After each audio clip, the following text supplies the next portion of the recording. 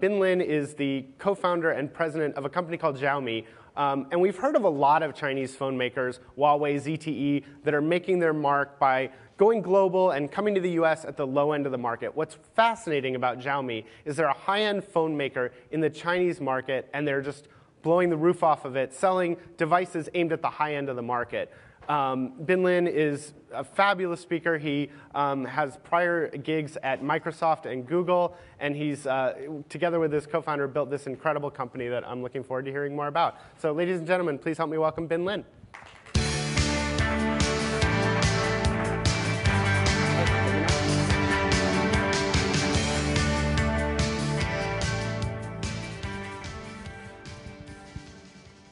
So welcome. A lot of folks have probably, as I mentioned, never heard of Xiaomi. Tell us a little bit about how you guys got started. You're fairly new. You've only been doing this a couple of years, selling millions of these phones. What's the premise behind the company? The company started, officially was founded on the 6th of April, 2010. So we are exactly 3 years old, very young startup. I started the startup with another co-founder, Lei Jun. Lei Jun is a very famous angel investor in China. And a couple of months later, we found another co-founder, Dr. Zhou. Dr. Zhou used to work at Motorola for 15 years. He joined Motorola back in '95 here in the States. And then he joined Xiaomi as part of co-founder just a few months after the startup is founded. So the company pretty much, in the earlier days, I myself went back to Microsoft and talked to some of the really good engineers at Google, some of the Google folks, product guys.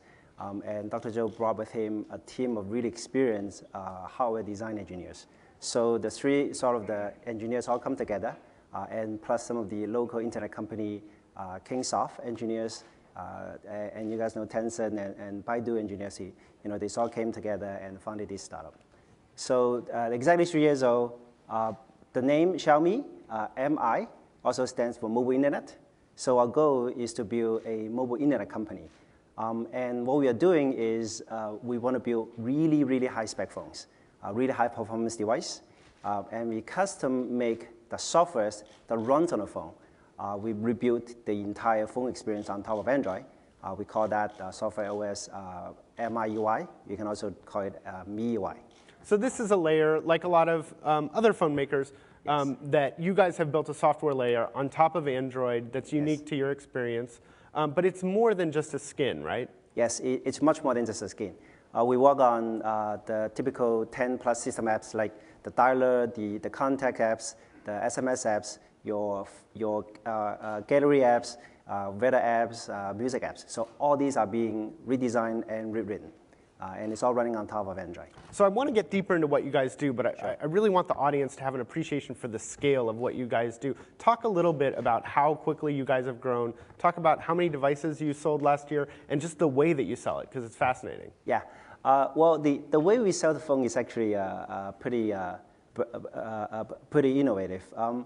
We believe cell phone would be just like PC 20 years ago.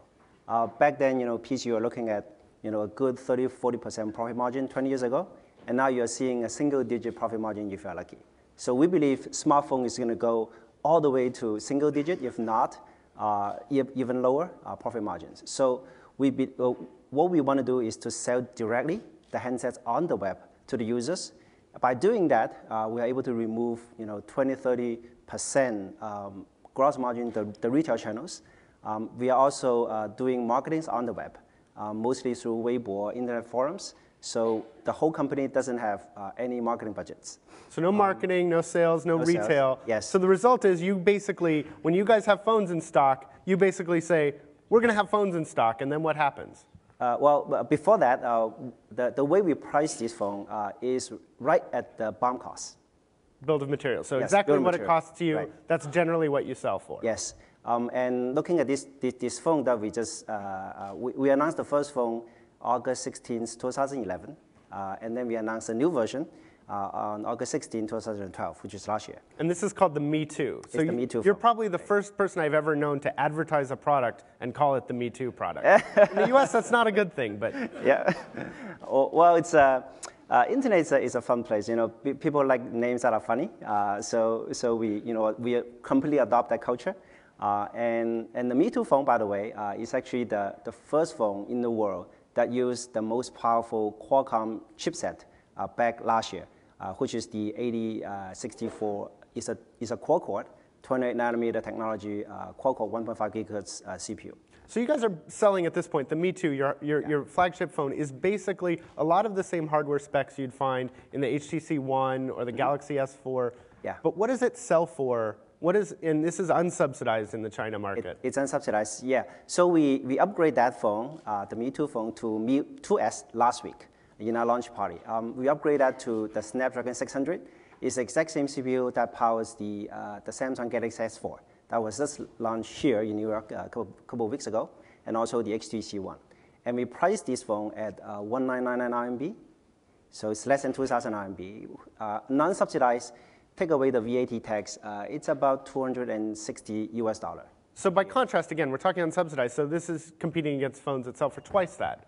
That's right. That's right. All these other phones powered by the Snapdragon 600 CPU, all priced at 5,000 RMB. So it's way higher. And so your model, again, when you guys have supplies in stock, you let folks know we're going to have a supply.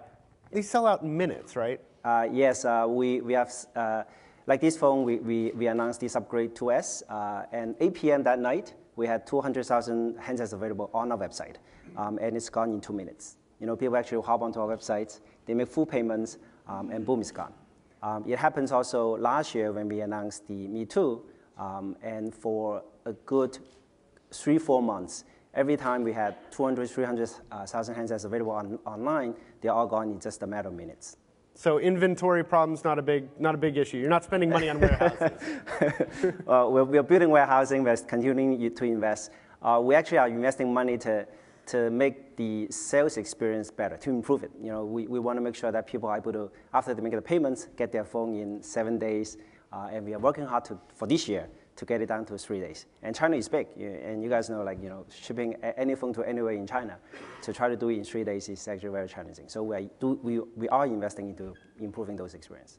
And how many of these phones did you sell? How many Xiaomi phones were sold last year? Yeah, last year for the whole year, we sold a total of 7.19 million handsets, with a revenue of 12.6 billion RMB, which is about $2 billion US.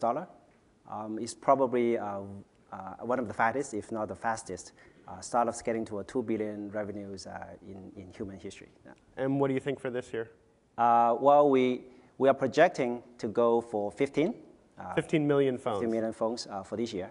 And the reason we want to do it, not to hit any KPIs. As a matter of fact, the startup doesn't have any KPIs. What we are seeing, because of the demands of this phone is so high, a lot of people are not able to get the phone. So we're actually seeing a lot of we call counterfeited Xiaomi handsets being made in some other city in China, and they're selling it at they're selling it at the same price as the Xiaomi handsets, and even worse, people who buy these counterfeited Xiaomi handsets, they don't know it's counterfeited.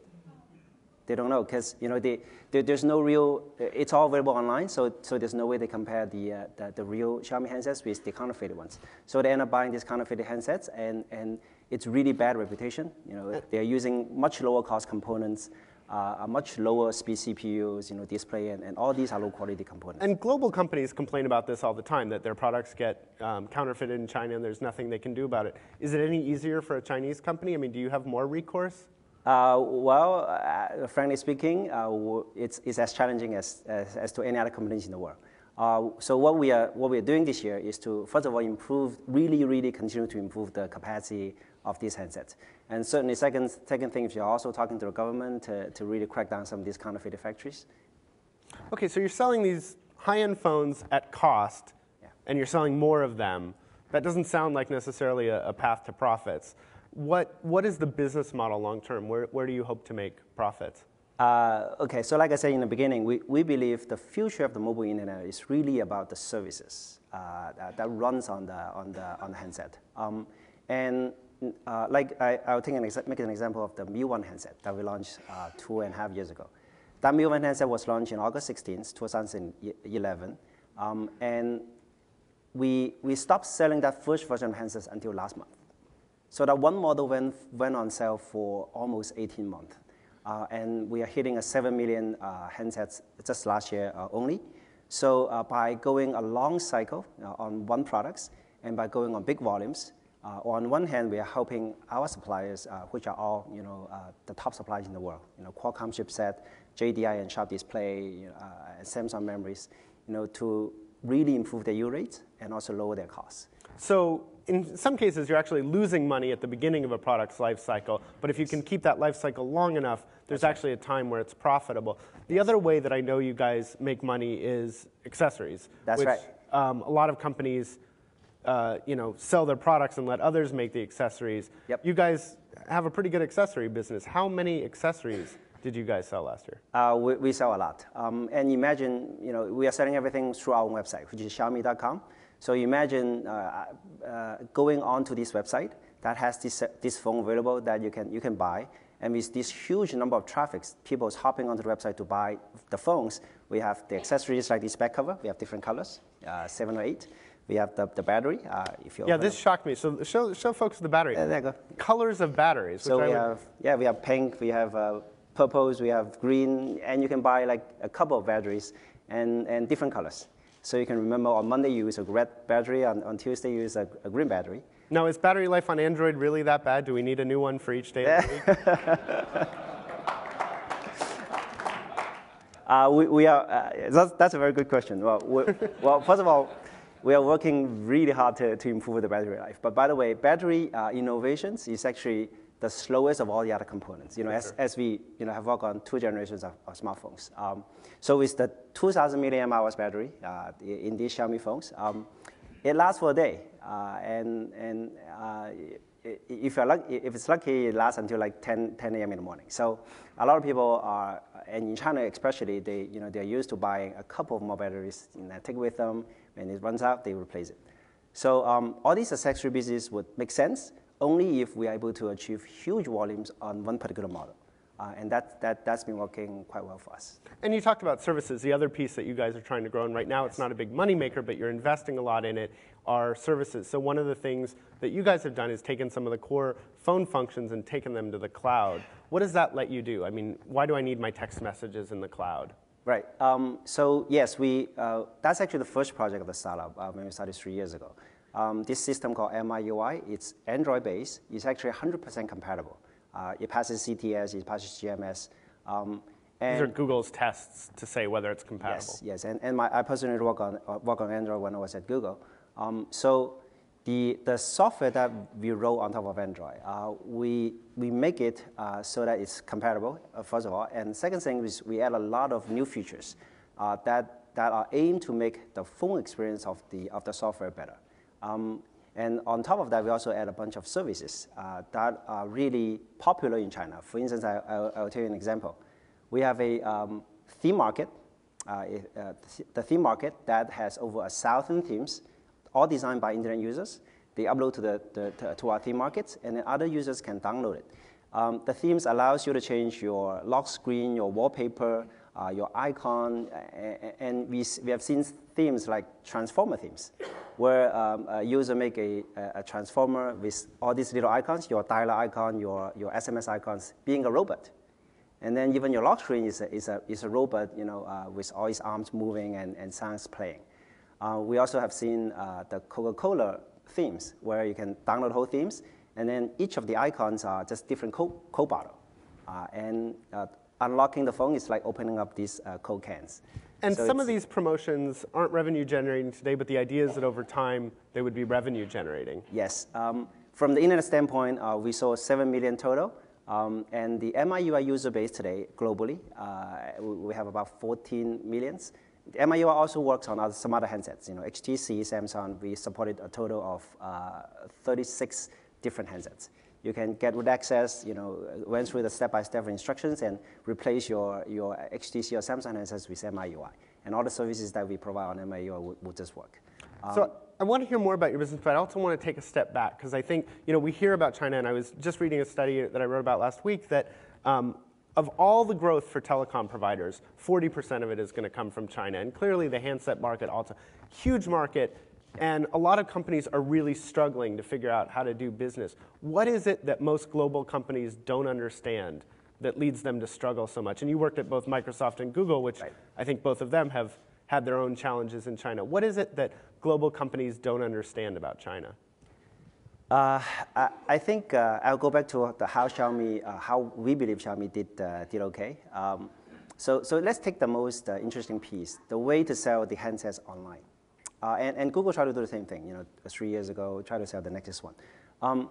The way we sell the handsets online, the way we market this, we think of it as making things interesting and doing things on the internet and making it viral. All go word of mouth, right? So first of all, we started with telling users everything about the handsets. Now, we are not just saying, hey, this is Me Too handsets. We are telling everybody, every single component within handsets, fully transparent. They know that they're buying not just Xiaomi handsets, but also they're buying the most popular, powerful Qualcomm CPUs. They're buying the JDI and Sharp display, an LG battery, Sony sensor, 8 megapixels, 2 megapixels up front. Every single components are all transparent, opened, right? We are also getting a lot of users engaged in designing some of the software features. Like this MIUI software, we let people use our software every week, every Friday, 5 p.m. A new version of the software, are being made available online. You download that software, you play with it, you have problem with it, you have a feedback about the features, you submit your feedback, the developer would get to work on the software, and next week, a new version gets put out. So we engage a lot of users, as we develop the hardware and the software. And plus, it's being super transparent. So by the time we launch the handsets, users know exactly what they're getting. They know the goods, they know the bads, and we share with them all the goods and bads about our products, and we also share with them how we're going to make all the bad things go away and improve and make the products better. So by doing that, sounds pretty appealing globally. I mean, I think most people who have their phones, if somebody said, here's the good and bad about the phones, and here's how we're making the bad better, and you sold it at cost, that seems to have pretty global appeal. Is this something you're looking to take beyond China? Absolutely. We just announced this handset being available also in Taiwan and Hong Kong. I know politically, a lot of people think that's Greater China, but matter of fact, that's a very different market in smartphone than Greater China, where they are just the opposite of the 70% markets. In China, 70% markets are all non-subsidized raw phones. In Taiwan and Hong Kong, it's 70% all subsidized, almost like the. So it's more like the U.S., yeah, where you buy a phone and it's tied to a carrier. Right. How well, I mean, it's a little soon to tell, but how well do you think you guys will fare when there's a subsidy and perhaps the difference in cost isn't as high between you and your competitors? I don't know yet. It was just announced last week. We do want to try the two models, the direct model, where we would continue selling the handsets non-subsidized on the website, on our own website, to Taiwan and Hong Kong users, as well as working with the local carriers to do subsidized. We would love to get the feedbacks, how users react to the products. I think the key goal is for us to go international is to, first of all, take it step at a time. It's a young startup. It's only 3 years old. There's a lot that we haven't learned and haven't figured out.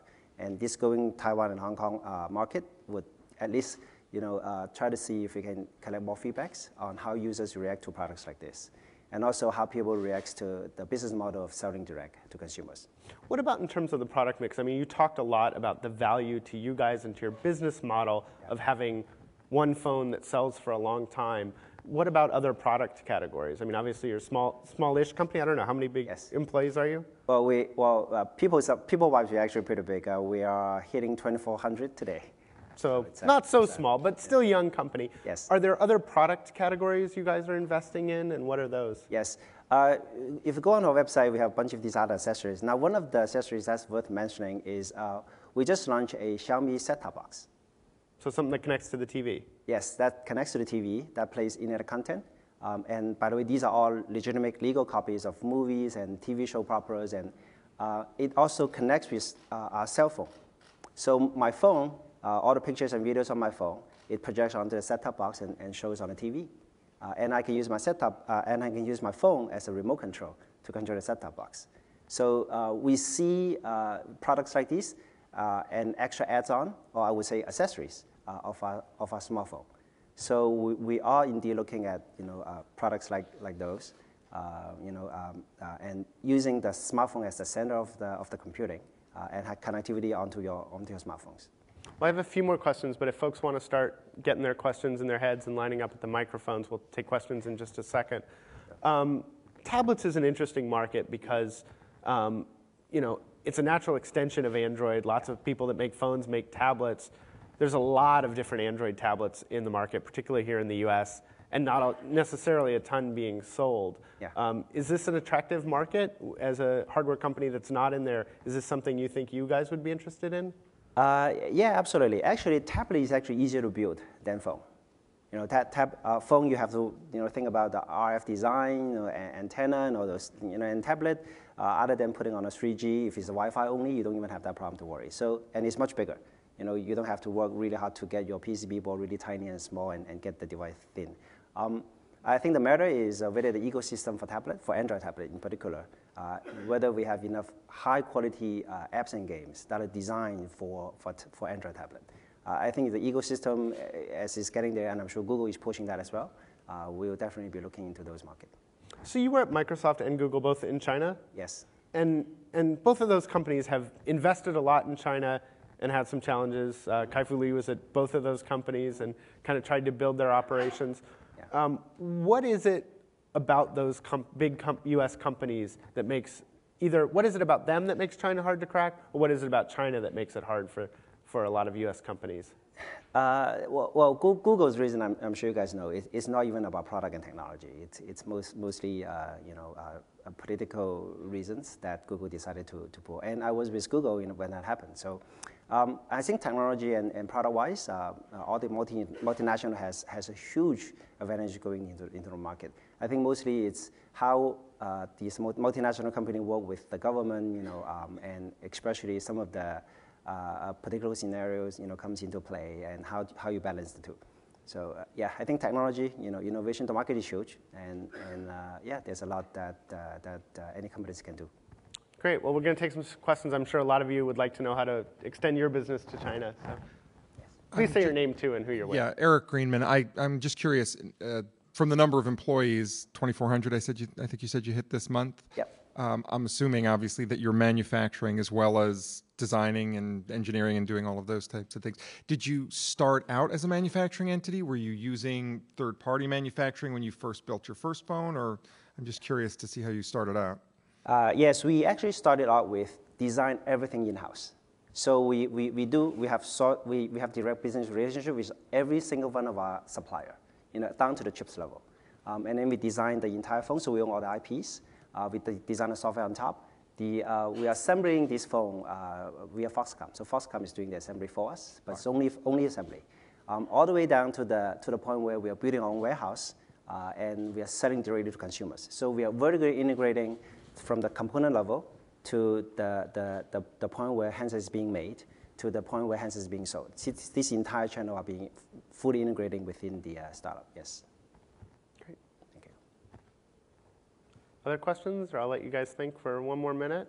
In terms of the Android market as a whole, I mean, a lot of people find Android a friendly place to build their own business on top of, whether it's folks that are doing it the official Google way, Facebook with Facebook Home, Amazon really going down to the guts level and redesigning it. Is Android, if you want to be in the business, is that the only game in town, or do you look at other things that folks are doing and think maybe we want to do Firefox OS, or we'll hear from Windows Phone tomorrow? Are there other operating systems you'd like to build phones around?